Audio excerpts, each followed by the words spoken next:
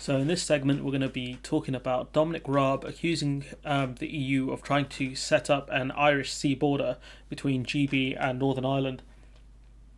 What Dominic Raab is doing here is extremely slimy because he's gone off to the US, gone to a big, some sort of big event called the Aspen Forum, and started talking absolute nonsense to a bunch of American Congress people and other people, trying to get them to believe that the UK has done nothing wrong and that the situation with the checks within the Irish Sea are down to just the EU and the EU alone.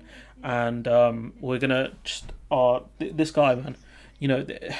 But before we start, I just want everyone to remember this is Dominic Raab, the man who said that he was surprised at how reliant the UK was on the Dover-Calais crossing. This is Dominic Raab, who had not read the Good Friday Agreement, but tried to pretend that he knew what he was talking about.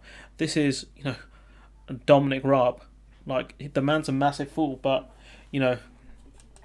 just embarrassing from him. So if we actually look at the article specifically and remember that this man's a massive idiot, before we go into that, I think that would be good for everyone's mental health. The British Foreign Secretary Dominic Raab has accused the EU of trying to erect a border down the Irish Sea, as he told a US audience that it was the EU that it had been doing most to threaten the Northern Ireland Protocol and damage the Good Friday Agreement. All right, so it wasn't the EU that unilaterally increased grace periods of products going to Northern Ireland. It wasn't the EU that had been making not participating properly within the joint committees. It wasn't the EU that put a massive hardliner within the joint committees. It was your government. It was the Tory government. Alright, so this argument he's making here is very stupid and very disingenuous, especially when, if we wanted to resolve some of the issues, we would have more customs agents and more vets in order to help the process of goods getting into Northern Ireland, but we don't. Gee, I wonder why. I wonder who was in charge of that, Rob. So this was at the Aspen Forum.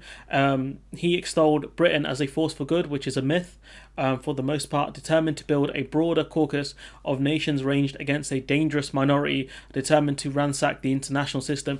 It's ironic because Dominic Raab was caught in a leaked audio recording saying that he wanted to do trade deals with countries that that don't comply with the ECHR, the European. So it's Dominic Raab who said Britain will seek to do deals with countries around the world that violate ECHR standards on human rights. So, Britain, force for good here, but we're going to continue arming and doing deals with the scum of the earth. So it's a bit embarrassing there. So we go on, his Northern Ireland remarks prompted the pro-Irish Congressman Brendan Boyle to ask whether the UK is going to continue unilaterally delaying the implementation of the protocol. Boyle said the UK had twice now taken the unilateral actions with respect to delaying the Northern Ireland Protocol. He asked if the UK was going to continue with this disruptive cycle. These are good questions from Boyle. These are good questions, of a guy who looks like he's done a bit of research into this before Dominic Raab could speak. And so let's see what Raab's answer is. It is the EU that is trying to erect a sea barrier down the Irish Sea, which we know isn't true because when the UK became a third country to the EU and has to go through border checks, it means that you can either do border checks between the Republic of Ireland and Northern Ireland, which is a part of Great Britain, or you do checks between GB and Northern Ireland to make sure that certain products don't get into the Republic of Ireland and get a backdoor into the EU. That's the situation. That's something that your government agreed to. This was a part of the oven-ready Brexit deal, as far as I remember. So this is a complete myth from Dominic Raab, the idiot. And so he said that, he comes up with his nonsense, and that is challenging. He talks about, the barrier, the border being a barrier, essentially.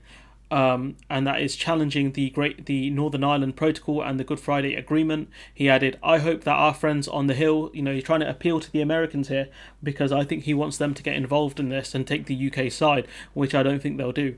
of the I hope that our friends on the Hill on all sides, so Democrats, Republicans, and the great Bernie Sanders, and both houses are equally robust in picking up when the EU undermines the agreement. So what he's doing is a classic bit of Sir, he was talking as well, where he's like, oh, I hope you're as quick as when the EU breaks the rules. He said the brief invocation of Article 16 of the withdrawal agreement by the EU had created huge tensions. Now, that's not the case, because the EU dropped it within, I think it was about 3 or 4 hours. The invocation of Article 16, the EU were very quick to drop it. So, this argument that he's making here is a clear myth, and he's trying to make it out to be a lot worse than it was. Let's not forget here, the ones who made the biggest deal out of this were the British government and the DUP, and what they kept saying was that, let's start violating the deal as well, because we didn't put the proper procedures in place to do all the checks, and we don't have the facilities, so let's just get rid of the Northern Ireland Protocol, because the EU made a huge mistake, tactical mistake, and that's simply not going to work. Only an idiot would fall for this stuff, but then again, Raab is an idiot, so maybe he does believe this stuff, who knows. He goes on to say the most overt political threat to the agreement, and ultimately the Good Friday Agreement, has been the politicised way the EU has gone about things. So this is, a critique about how the EU have gone about things with an agreement that the UK agreed with the EU. Like, this was set up within his oven-ready deal, as far as I know of. So why is he trying to say that EU politicised things when they haven't? He also questioned whether the EU had made the same level of unequivocal commitment as the UK on refusing to sap any border infrastructure.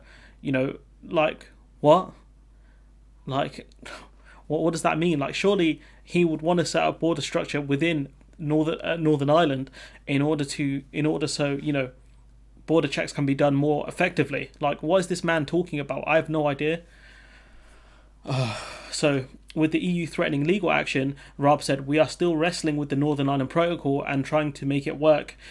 We don't know which kinds of legal action the EU are going to take. That's why I haven't actually covered it yet, because it'd just be a video of speculation, and that doesn't really help everyone. So there's not much point in doing that. So we'll wait for the EU to actually say what they're going to do. But going back to the article, we need to make it work in the interest of all communities. All we have ever done is take targeted precautionary measures that are necessary to respect and uphold the integrity of the UK, and in particular the internal market between Northern Ireland and mainland Britain. But if that's the case, you would never have left the single market. By leaving the single market, you have created this problem. So this argument that Raab is making here is so dumb, because if he wanted to avoid the situation, he would have stayed within the single market. Now, the other stuff he's talked about is he wants this to work, the Northern Ireland Protocol to work. So where are all these new veterinarians we need? Why didn't you agree to longer grace periods? Like, why didn't you push for longer grace periods with the EU? I don't understand any of this, to be honest. And you've had, a couple of years to figure this stuff out. What have you been doing in that time? Sitting on your hands? Like, what have you been doing this whole time? The UK has twice unilaterally extended grace periods in what it sees as an attempt to iron out unforeseen bureaucratic hurdles in the protocol. But the thing is, this protocol has existed for a while now.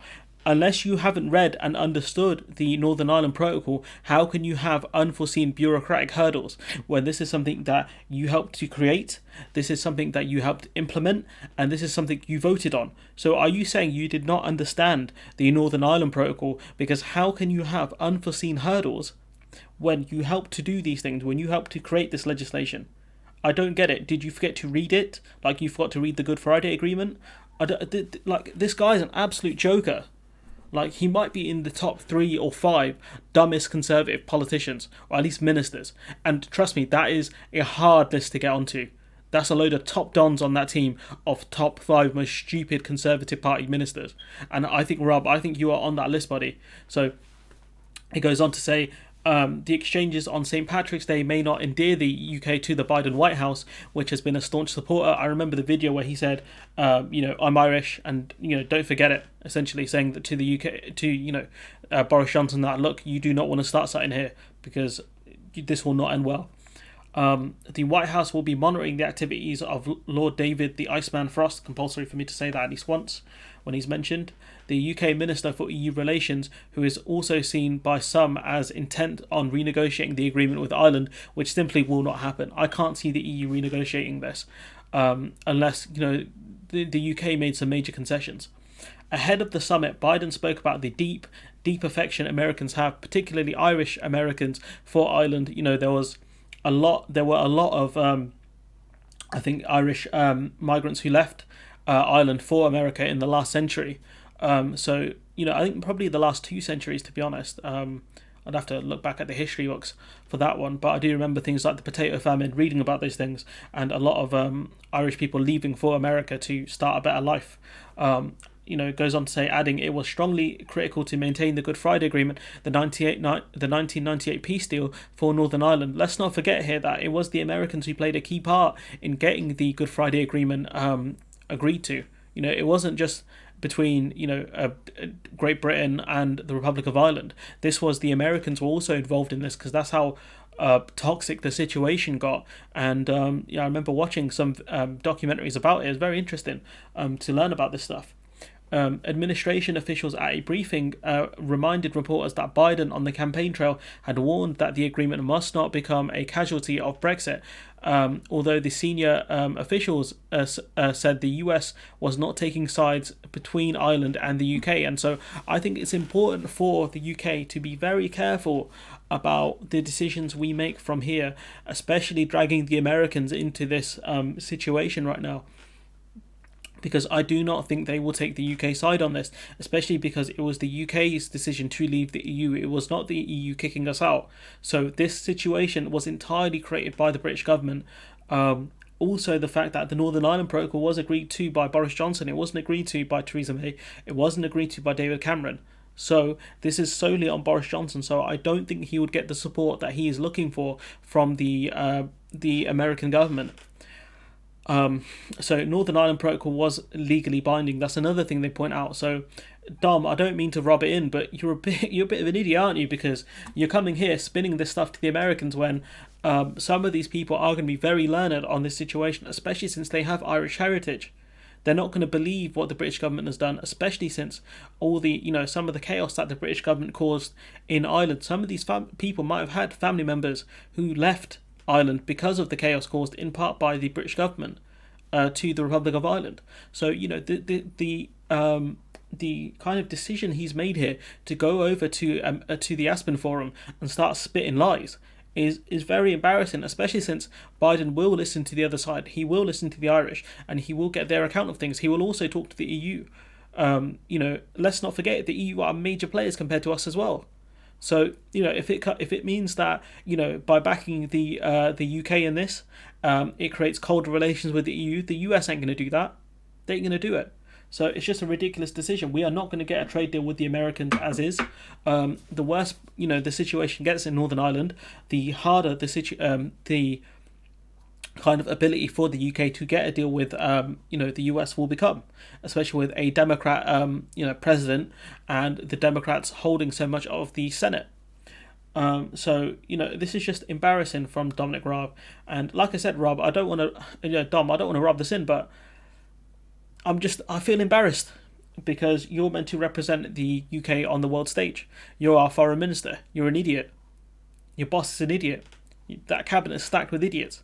And if you think you can spin your way out of this like you spin lies to the British public, it's not going to work, because the media apparatus that lives within the UK does not exist within other parts of the world. They will not spin your lies into truth. They will not do it for you because they don't like you like that, Dom. They don't like you like that. They don't believe in you like that. They don't believe in Brexit like you do, clearly, because you've got it in your thick skull that this is a good idea, Dom. So I'm going to leave it there. Let me know what you think in the comments below. Like, comment, share, subscribe, and hopefully I'll see you in the next one.